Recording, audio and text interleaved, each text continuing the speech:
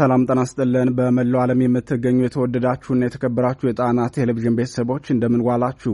አክብሮታዊ ሰላምታችን ይድረሳችሁ እያልን የካቲት 15 ቀን 2018 ዓ.ም የጣና ቴሌቪዥን የዕለቱን ዜናዎች ርዕሶቹን በማስቀደም እናስደምጣችኋለን። የባዲን ብልጽግና ለሁለት ቀን ብቻ የዘለቀ የቀበሮ ደስታውን ሳያጣጥም ፋኖ በፈጣን ማጥቃት ድል ተቀዳጅቷል። ደብረ ታቦር ዙሪያ የተካሄደውን ብርቱ ተጋድሎና የተገኘውን ወታደራዊ ድል በዜናችን እናስደምጣችኋለን። ቀዳሚው መረጃችን ነው። አማራ ፋኖ ብሔራዊ ንቅናቄ እጅግ ስትራቴጂካል በሆነችው ቡሬ ታላቅ ድል የተቀዳጀበትን ተጋድሎ አድርጓል። የቡሬው ተጋድሎ ሙሉ መረጃ ከቦታው ደርሶናል፣ በዝርዝር ተሰሙታላችሁ።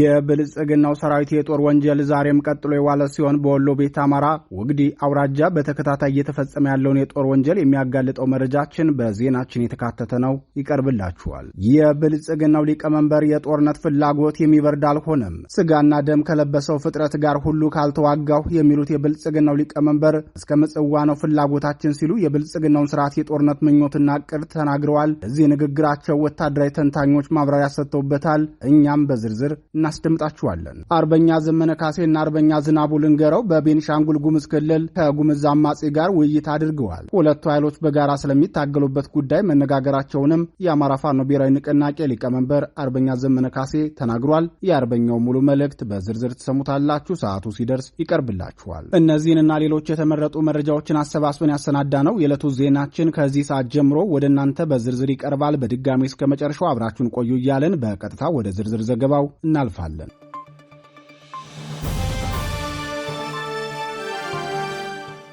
በደብረ ታቦር ዙሪያ ብርቱ ውጊያ ተካሄደ።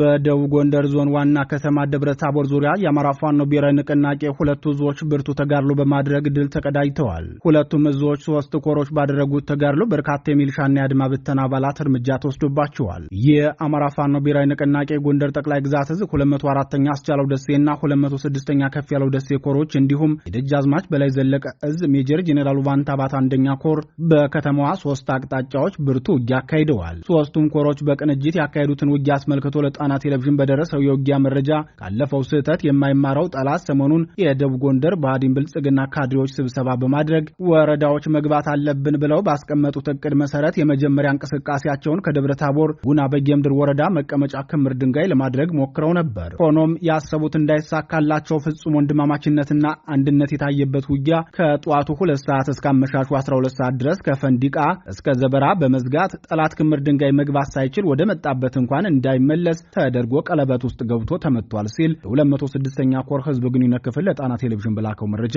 ተናግሯል። በፋኖ የተቀናጀ ተጋድሎ የተመታው የብልጽግናው ሰራዊት ዙ23 በዘፈቀደ እየተኮሰ የንጹሃን አርሶ አደሮችን መኖሪያ በመደብደብ ጸረ አማራነቱን ማሳየቱን የገለጸው የኮሩ ህዝብ ግንኙነት ክፍል ፋኖን ብሬንና ስናይፐርን ጨምሮ በርካታ የነፍስ ወከፍ መሳሪያ ከብልጽግናው ስርዓት ላይ መረከብ ችሏል። በተያያዘ ዜና በዚሁ ቀጠና በትናንትናው ዕለት በተካሄደው ተጋድሎ የአማራ ፋኖ ብሔራዊ ንቅናቄ አፋብን ጎንደር ጠቅላይ ግዛት እዝ 206ኛ ከፍ ያለው ደሴ ኮርና 204ኛ አስቻለው ደሴ ኮር በቅንጅት ባካሄዱት ተጋድሎ ከፍተኛ የመሳሪያ ምርኮን ጨምሮ ታላቅ ድል ተቀዳጅቷል። በትናንትናው ዕለት ከደብረ ታቦር ከተማ ተነስቶ ወደ ክምር ድንጋይ በእንቅስቃሴ ላይ የነበረውን የብልጽግናውን ሰራዊት 206ኛ ኮር አካል የሆነው ተራራው ራስ ጉና ክፍለ ጦር ጋሳኛ አካባቢ ጠብቆ ከፍተኛ ምት ያሳረፈበት ሲሆን ከዲሽቃ እስከ ዙ23 የታጠቀ የብልጽግናው ሰራዊት በበኩሉ ክምር ድንጋይን የመቀመጫ ማዕከል ለማድረግ እና ነፋስ መውጫ ካለው ኃይል ጋር በጥምረት ቀጠናውን አቆጣጠራለሁ የሚል እቅድ ቢኖረውም ሳይሳካለት ቀርቷል።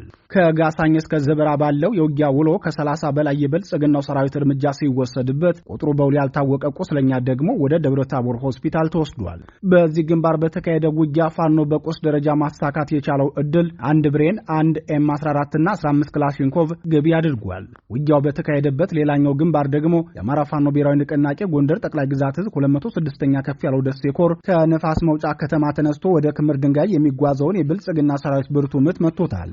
ይህ ኃይል ከነፋስ መውጫ ተነስቶ ወደ ክምር ድንጋይ እየተጓዘ የነበረው ከደብረ ታቦር ተነስቶ ወደ ክምር ድንጋይና ነፋስ መውጫ ለመግባት እየተንቀሳቀሰ ለነበረው ኃይል ድጋፍ ለመስጠት ነበር። በዚህ አውደ ውጊያ ከፍተኛ ቀጠናዊ ትስስር የተጋመደበት ወታደራዊ ግዳጅ የነበረ መሆኑን የገለጸው የኮሩ ህዝብ ግንኙነት ኃላፊ አርበኛ ጋሻው ግዛት አንበሳው ጋይንት ክፍለ ጦር መኳቢያ ኡራኤል ማደያና ጣሪያ ጊዮርጊስ አካባቢ ትንቅንቅ ሲያደርግ በአርበኛ ክንድ ሰው ከፍ ያለው የሚመራው ግዙፉ ገብርዬ ክፍለ ጦር ደግሞ ከየድሮ አቅጣጫና ክሬሸር አካባቢ የጠላትን ኃይል ከፍተኛ ኪሳራ እንዲያስተናግድ አድርጎታል። በሌላኛው የአውደ ውጊያ ግንባር ደግሞ አፋብን ወሎ ቤት አማራ አጼ ምኒልክ ዕዝ የደጋው መብረቅ ኮር ከ3 ክፍለ ጦር የተውጣጣ ኃይልና ሌሎች በቀጠናው የሚንቀሳቀሱ የፋኖ አባላት ደግሞ በአምባ ማርያም አቅጣጫ የተናበበ ምት አሳርፈውበት ከፍተኛ ጉዳት አስተናግዷል በማለት የድሉን ስፋትና የፋኖን አንድነት ገልጾታል። ፋኖ በዚህ ግንባር በተካሄደ ውጊያ ከ20 በላይ ክላሽንኮቭ፣ በርካታ የዲሽቃና የክላሽንኮቭ ተተኳሽ ከጠላት ላይ ሲረከብ 10 የሚሊሻና የፖሊስ አባላት እጃቸውን ለፋኖ ሰጥተዋል። 35 የሚሆኑት እርምጃ ሲወሰድባቸው 55 ደግሞ ቁስለኛ መሆናቸውን ቃል አቀባዩ ለጣና ቴሌቪዥን ተናግረዋል።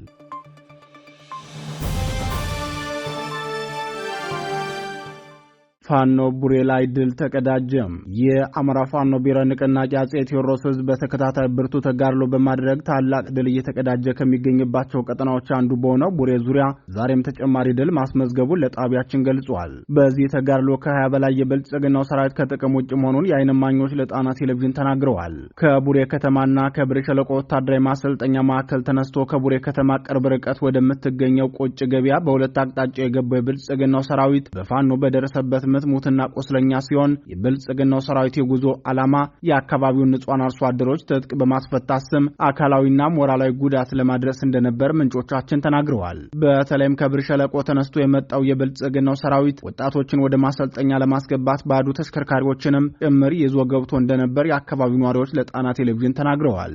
የፋኖ ፈጣን ያጸፋ ምላሽ ውጊያ ከጠበቀው በላይ የሆነበትና ይህን መቋቋም የተሳነው የብልጽግናው ሰራዊት በውጊያው የተመቱ አባላቱን አስከሬን ሳያነሳ በሁለቱም አቅጣጫ ወደ መጣበት መውጣቱን የጣና ቴሌቪዥን ምንጮች ገልጸዋል። የብልጽግናው ሰራዊት ወደ ብር ሸለቆ ወታደራዊ ማሰልጠኛ ተቋምና ቡሬ ከተማ ወደሚገኘው ምሽጉ ሲገባ በርካታ አባላቱን ትቶ እንደሸሸ የገለጹት ምንጮቻችን የሞቱ የሰራዊቱ አባላትን የአካባቢው ሕዝብ አንስቶ እንደቀበራቸው የዓይን እማኞች ገልጸዋል። ከዚህ በፊት በቡሬ ዙሪያ ገጠራማ አካባቢዎች የገባ ወጣቶችን እያፈነው ወደ ብር ሸለቆ ማሰልጠኛ ተቋም ይወስድ እንደነበር የገለጹት ምንጮቻችን በአሁኑ ወቅት ማህበረሰቡ በደረሰበት በደል ተማሮ አቅም ያለው በመሳሪያ አቅም የሌለው ደግሞ ከፋኖ ጋር የተቀናጀ መረጃ ፈጥሮ የብልጽግናውን ሰራዊት እንቅስቃሴ ለማክሸፍ እንደተቻለ ገልጸዋል። የአማራ ፋኖ ብሔራዊ ንቅናቄ አጼ ቴዎድሮስ 201ኛ ኮር በትናንትናው ዕለት ከናርጅናው ጋር ወረዳ መጣያ ከተማ ህዝብ ጋር ባደረገው ህዝባዊ ውይይት ከብልጽግናው ወራሪ ሰራዊት ህዝቡ ራሱ ሊጠብቅ ይገባል፣ ለዚህ ደግሞ መደራጀትና ከፋኖ ጋር መናበብ አስፈላጊ ነው ሲል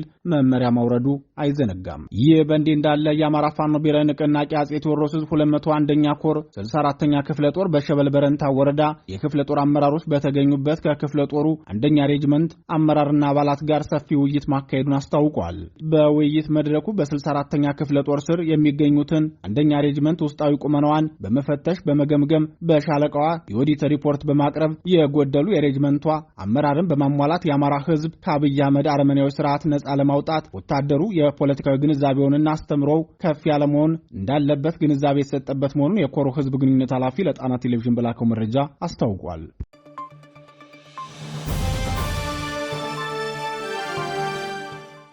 የብልጽግናው ሰራዊት የጦር ወንጀል በወሎ የብልጽግናው ሰራዊት በአማራ ህዝብ ላይ የከፈተውን የዘር ማጥፋት ጦርነት አጠናክሮ በመቀጠል በወሎ ቤት አማራ ወግዲ አውራጃ ንጹሃንን በግፍ በመግደል ከባድ የጦር ወንጀል በድጋሚ መፈጸሙ ታወቀ።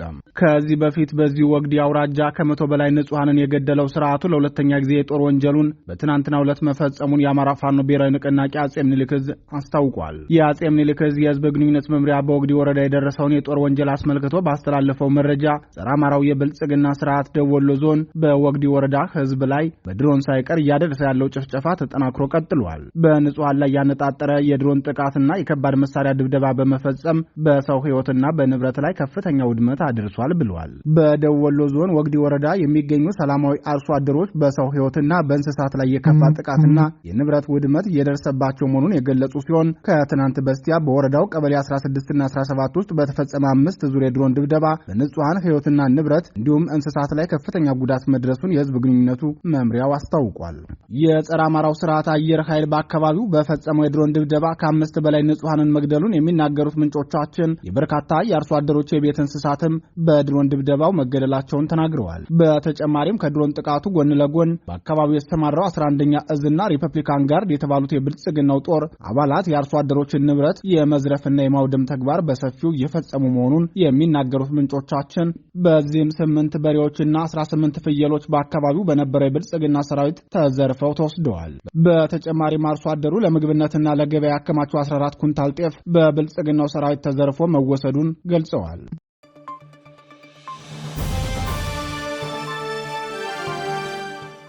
እስከ ምጽዋ ነው ፍላጎታችን። አብይ የብልጽግናው ሊቀመንበር የጦርነት ፍላጎታቸውን በግልጽ በተናገሩበት መድረክ ዓላማችን እስከ ምጽዋ ድረስ ነው። ሰራዊታችን እየተገነባ ያለውም ከሶማሌ እስከ ምጽዋ ያለውን ቀጠና ለመቆጣጠር ነው ብለዋል። እየገነባ ነው ባለው ሰራዊት ጥንካሬ መላው ምስራቅ አፍሪካና የአፍሪካ ህዝብ እንኳን ደስ አላችሁ ሲሉ የሚናገሩት የብልጽግናው ሊቀመንበር እየተገነባ ያለው ሰራዊት ውጊያን በፍጥነት የሚጨርስና አሸባሪን በቀላሉ የሚመታ ነው በማለት ተናግረዋል። ትናንት በሐዋሳ የተመረቀውን የብልጽግናው የልዩ ዘመቻ ሰራዊት ምርቃት አስመልክቶ የብልጽግናው ሊቀመንበር ንግግራቸውን ሲቀጥሉም ከሶማሌ ጫፍ እስከ ምጽዋ ጫፍ በባህር የሚያጋጥሙ ሽብሮችንና ችግሮችን ማስቀረት የሚያስችል ሰራዊት ገንብተናል። በሰላም ወረዳም ውጊያን የሚያጧጡፍ ኃይል ነው የተገነባ ነው ሲሉ ተደምጠዋል። የብልጽግናው ሊቀመንበር አክለውም ከሶማሌ ጫፍ እስከ ምጽዋ ጫፍ በባህር የሚያጋጥሙ ሽብሮችን ወንድም ህዝቦችን ደግፈን ሽብርን ለማስቀረትና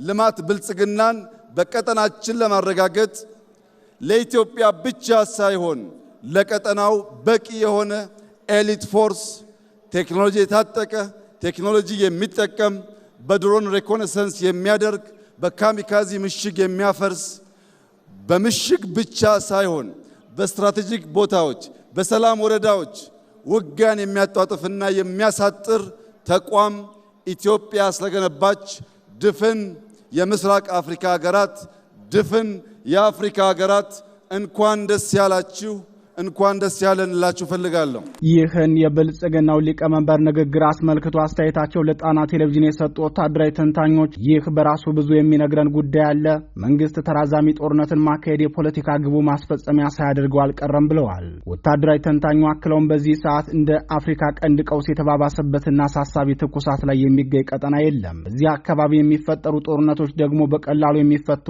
እንዳልሆኑ ይታወቃል። በዚህ መሃል ላይ የኢትዮጵያ መንግስትና የኤርትራ መንግስት ወደ ጦርነት ለመግባት በዝግጅት ላይ መሆናቸው ቀጠናው ወደ ከፋ ቀውስ እንዲገባ ያደርጉታል። ይህ እንዳይሆን መሪዎች ኃላፊነት ሊሰማቸው የሚገባ ቢሆንም የኢትዮጵያ ጠቅላይ ሚኒስትር የተናገሩትን መልእክት ስንሰማ አካባቢው እንዲተራመስ የውጭ ተልዕኮን ይዘው የሚሰሩ ይመስላሉ ብለዋል። ሌላው አስተያየት ሰጪ በበኩላቸው የአፍሪካ ቀንድ ትልቁ ጦርነት ተብሎ የሚሰጋው የኢትዮጵያና የኤርትራ ጦርነት ነው። ኤርትራውያን ጦርነት ለማካሄድ ፍላጎት ባይኖራቸውም ህወሓት የሚያስተዳድረውን ክልል ለውጊያ ቀጠና በመፍቀዱ ኤርትራ በሙሉ አቅሟ ከኢትዮጵያ መንግስት ጋር ልትዋጋ ትችላለች። ይህ የሆነው ደግሞ የማዕከላዊ መንግስቱ ፖለቲካ ህወሓትን መግፋቱና ህወሓትም ለውጭ ኃይል በሩን በመክፈቱ ነው ሲሉ ይናገራሉ። የብልጽግናው መንግስትና የኤርትራው መንግስት ወደ ጦርነት ሲገቡ የውጊያ ቀጠና ለማድረግ በቀዳሚነት የመረጡት ትግራይ ክልልን ሲሆን የኤርትራ ጦር በሁሉም የትግራይ ክልል ግዛቶች ተሰማርቶ ይገኛል። ይህን ተከትሎም የብልጽግናው ሰራዊት ወደ ትግራይ ክልል መግባቱ የታወቀ ሲሆን ጦርነቱ የሚጀመር ከሆነም ትግራይ ክልልን የውጊያ ቀጠና ያደርጉታል ተብሎ ተሰግቷል። ይህ ስጋት ቀድሞ የገባቸው የክልል ወጣቶች በተለያየ መንገድ ከትግራይ ክልል እየወጡ ወደ አዲስ አበባና ሌሎች ከተሞች እየገቡ ይገኛሉ።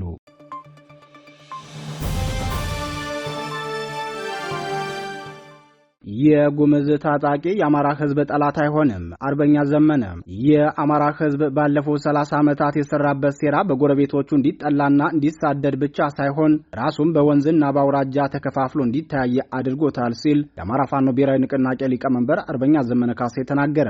አርበኛ ዘመነ ካሴ ንግግሩን ሲቀጥልም የጉምዝ ህዝብና የአማራ ህዝብ ሀገራቸው ክልላቸው ብቻ ሳይሆን መላዋ ኢትዮጵያ ናት። ነገር ግን የተሰራብን የፖለቲካ ክፋት እርስ በርስ እንድንገዳደል ሲያደርገን ቆይቷል። ከዚህ በኋላ ግን የድርጊት ሙሉ በሙሉ ቀርቶ ወንድማማችነታችንን ማደስ ይኖርብናል ብለዋል። ከዛሬ ጀምሮ የጉምዝ አማጺም ሆነ የጉምዝ ህዝብ ለአማራ ህዝብና ለአማራ ፋኖ ጠላቱ አይሆንም። በተመሳሳይ የአማራ ህዝብና የአማራ ፋኖም እንዲሁ የትግላችን ዓላማም በህዝብ መካከል መጠፋፋትንና መገዳደልን የሚያስፈጽመውን ስርዓት በጋራ መጣል ነው ሲል ተናግረዋል። አርበኛው ከጉምዝ አማጺ መሪዎችና በቤንሻንጉል ጉምዝ ክልል ከሚኖሩ የአማራ ተወላጆች ጋር ያደረገውን ውይይት ሙሉ መልእክት ተከታትለን እንመለስ። ጉምዝ ድርጅት አመራሮች አሉ። መኩሪያ አለ፣ አባ ሙሳ አለ፣ ዋና አዛዥ ናቸው። ወንድም ጥበቡ አለ፣ የግንኙነት ኃላፊ ነው። እነዚህ ወታደራዊ አመራሮች አሉ። የሱ ሻለቃ ዝናቡና ሌሎች አመራሮች ደግሞ ከአማራው ፋኖ በኩል እንደምታያቸው ነው ያሉ። ቅድም ልናነሳላችሁ እንደሞከርነው ጠላት ሁለት ነገር ነው ሲሰራ የኖረው በዋናነት ማለት ይቻላል። አማራ ላይ ያልተሰራ ሌሎች ህዝቦችም ላይ ያልተሰራ ነገር አለ ብለን ባናምንም አማራን አንድ እርስ በርስ መነጣጠል፣ በአውራጃ በወንዝ የመጀመሪያ ታክቲኩ ነው። ቀጥሎ ደግሞ ከሌሎች ኢትዮጵያውያን መነጠል የጠላት ሌላኛው ስልቱ ነው። ባለፉት 70 እና 80 ዓመታት በትንሹ አማራን የነቃ ሁሉ እንዲጠላው ንቃቱ ንቃት ከሆነ የተደራጀ ሁሉ እንዲጠላው ጠልቶት ብቻ ሳይሆን እንዲገለው ጭምር ነው ሲሰራ የኖረው። በዚህ ምክንያት ብዙ ውድመቶች፣ ብዙ ኪሳራዎች፣ የታሪክ ገጾች ሊሸከሙ የማይችላቸው ግፎች በሙሉ ተፈጽመዋል።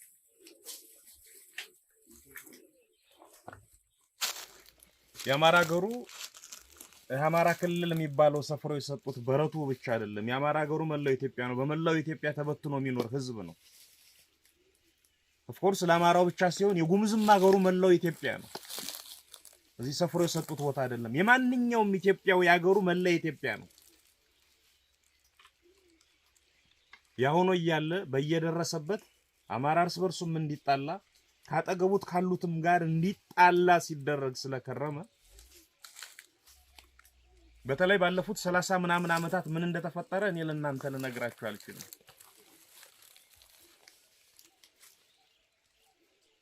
ብዙ ጉምዝ ሞቷል፣ ብዙ አማራ ሞቷል፣ ብዙ ግፍ ተፈጽሟል፣ ብዙ ነገር ሆኗል። በነባር ማህበረሰባዊ እሴት መሰረት በሽምግልና ችግሮች ሊፈቱ እንኳን የተሞከሩ ቀን በማግስቱ ሌላ የጥልና የጸብ ዱላ እንዲያቀበሉ ጠላቶቻችን እርስ በርስ ሲያጋድሉን ነው የኖሩት። በዚህ ዘመን ደግሞ እሱ አይሰራም።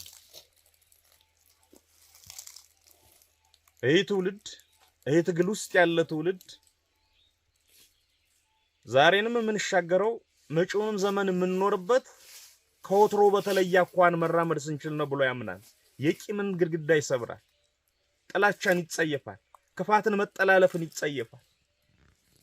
በክፋት በመጠላለፍ በመጠፋፋት ፋንታ ሰላምን፣ ፍቅርን ነው የሚዘራው። እኔ የአማራ ፋኖ ድርጅት መሪ ነኝ። የአማራው ጉዳይ በቅድሚያ ይመለከተኛል። ለአማራው እንዲሆን የምፈልገው ነገር ሌሎች ህዝቦች ሁሉ እንዲገጥማቸው በጎ ነገሩን እመኛለሁ።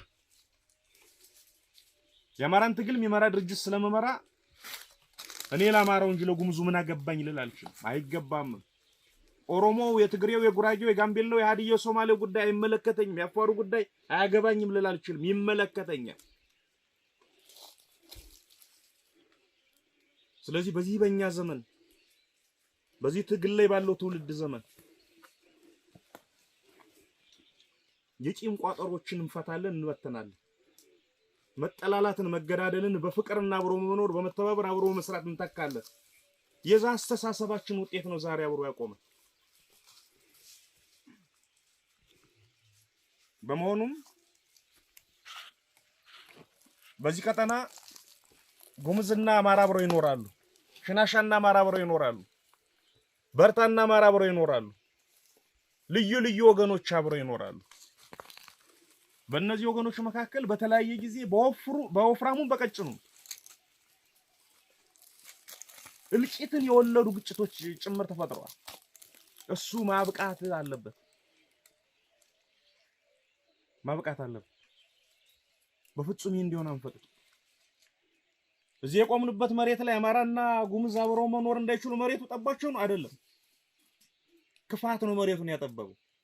ተንኮል፣ የፖለቲካ ሻጥር፣ ሰይጣናዊ ፖለቲካ ነው መሬቱን ያጠበበው እንጂ መሬቱ ሁሉም አለው። አይደለም ለጉምዝና ለአማራው፣ አይደለም ለሽናሻና ለአማራው፣ አይደለም ለበርታው ለሌሎች ህዝቦችና ለአማራው፣ ከሌላም ዓለም ሌሎችን መጥቶ ጎትቶ ተሸክሞ መኖር የሚያስችል አቅም አለው መሬቱ። ድዊ የፖለቲካ አስተሳሰብ ነው መሬቱን የሚያጠብብ፣ አብረን እንዳንኖር የሚከለክለን፣ በፍቅር እንዳይመሽ እንዳይነጋልን ሲከለክለን ይኖር። ስለዚህ ይህ የሰላም የፍቅር መንፈስ መሬት ላይ እንዳይዘራና እንዳይበቅል የሚከላከል ወስዳል። ምንም ነገር በቀን ይፈጠር ለሚመለከተው ሪፖርት እያደረጋችሁ ይሄን ነገር አስተካክለን መስመር ያስያዝን ነው የምንሄድ የሚሆን። ግልጽ ነኝ አይደለ? አንድ ወር ከምናምን በዚሁ ከበላያ ጀምሮ ባለው ቀጠና ስንንቀሳቀስ ቆይተናል። ብዙ የተሰበሩ መንፈሶችን አይተናል። ብዙ መጥፎ አሻራዎችን አይተናል። እሱ በከፊል ሳይሆን ሙሉ በሙሉ መቀየር አለበት። አማራ በየቦታው ሙቷል፣ በየቦታው ወድቆ ቀርቷል። የጉምዝ ሰፈሮች በየሰፈሩ ተቃጥለዋል።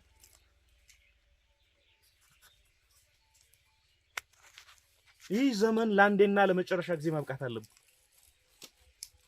ኑ ከአማራ ማህበረሰብ ጋር መነጋገር አለባችሁ ስንላቸው መሪዎች ሁለቴ እንኳን አላሰቡም፣ ተከትለውን ይመጡ። የሽማግሌ ተወካዮች ተከትለውን ይመጡ። ነገ ብድግ ብላችሁ እናንተ ሄዳችሁ ከጉምዙ ጋር መነገድ፣ ከጉምዙ ጋር መስራት፣ ከጉምዙ ጋር መኖር መጀመር አለባችሁ። እናንተ አማራ ወገኖች ሆይ ውጡና ከጉምዙ ጋር ተወያዩ። ውጡና በገበያ ተገበያዩ። ተመካከሩ፣ ስሩ፣ አብራችሁ ዋሉ፣ አብራችሁ ደሩ። መከራን ደስታን ተጋሩ። አዲስ እኮ አይደለም። በዚህ መልኩ እኮ ተኖሮ ይታወቃል አይደል እንዴ? አንድ ሰፈር እያየን ነበር። አቡልታ የሚባል የጉምዝ ሰፈር በቀን ከ10 እስከ 20 ህፃናት ይሞታሉ ህክምና አጥተው። ለምንድን ነው ህክምና ያጡት? ታጣቂዎችን ትደግፋላችሁ በሚል የአብይ አህመድ ስርዓት ከተማ ገብተው ፓራሴታሞል እንኳን እንዳይገዙ ከልክሏቸዋል። ጫው የምግብ ጫው እንኳን ያገኙ በዛ ሰዓት አለ። ወደዚህ ወደ አማራ ወገናቸው እንዳይመጡ ያለፈው ቁርሾ አለ። ይሰጋሉ። ፍቅር ቢኖርስ አንዴ ሰው ሊጫው ሲቸገር እንደ ሰው ቁመህ አታይ። መድኃኒት ሲቸገር እና ህፃናት ሲሞቱ እንደ ሰው ቁመህ አታይ። ሁለት መድኃኒት ተሸክሞ ወደ አንድ አማራ አቡልታ ሽጦ የማይመጣበት ምክንያት ምንድነው? አንድ የአማራ ሐኪም ካለ እዛ ሄዶ ጤና ጣቢያ የማይከፍትበት ምክንያት ምንድነው? ውጡና ተገበያዩ። ትርፍ ካላችሁ ሽጡላችሁ፣ የሚጎላችሁ ካለ ግዙና አምጡ። ግልጽ ነኝ አይደል? እሱን መንፈስ ነው ምን ተክለው ስኖ ለማድረግ እየሞከርን ያለን። መንገዱን እቹ ነው። በሞተር ብር ብሎ መነገድ አብሮ መስራት ይቻላል። በመኪና ይቻላል። በመሬት በእግር ይቻላል። ከዚህ በኋላ የጉምዝ ታጣቂ የሚሆን የጉምዝ ህዝብ ለአማራ ጠላቱ አይደለም። አማራ ለጉምዝ ህዝብ ለአማራ ታጣቂም ጠላቱ አይደለም። ይልቁንም ወንድሙ ነው።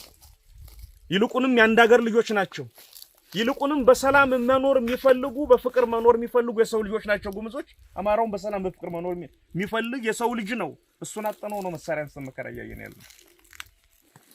እግዚአብሔር ይመስገን እጅግ በተቀደሰና በተከበረ ቀን ዛሬ ተገናኝተናል። ከዛሬ በኋላ ወደ ፍጹም ሰላም፣ ወደ ፍጹም መረጋጋት፣ ወደ ፍጹም አብሮነት የሚወስዱን ስራዎች መትከል ነው የምንጀምረው እና ከቅልቦና የሚወጡ ራእዮች በባህሪያቸው ከግብ ይደርሱ ዘንድ የሚከታተላቸው የራሱ እግዚአብሔር ወይ ፈጣሪ ያለ ይመስለኛል። እንደዛ ነው የማምነው። በበጎ ምኞት ዛሬም ፈጥረናል። ይሄ እንዲሆን በበጎ ልብ መከተል ያስፈልጋል። ሁላችንም ያን በጎ ልብ መድኃኒዓለም እንዲሰጠን እንለምናለን። ደስ የሚል ቀን ነበር። እግዚአብሔር የተመሰገነ ይሁን። ጨርሰናል።